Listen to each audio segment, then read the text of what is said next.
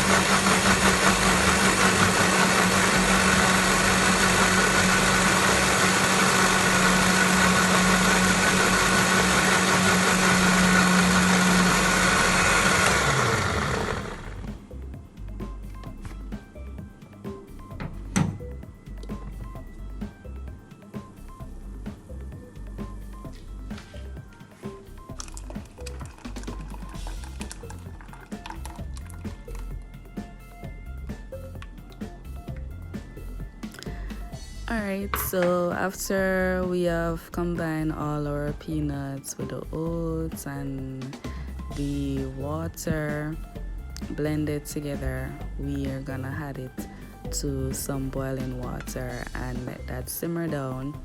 And right here we're now looking at it's already been boiled and it has gotten thickened up, so I've added my condensed milk and my brown sugar and just let that simmer down a little bit more to a thick consistency, and then your peanut porridge would be ready to serve. Alright, so thank you guys. I hope my video was helpful to you. Continue to be watching my videos on my channel. Please like or maybe leave a comment, and if you haven't subscribed, please subscribe. Thank you guys. Enjoy the rest of your day.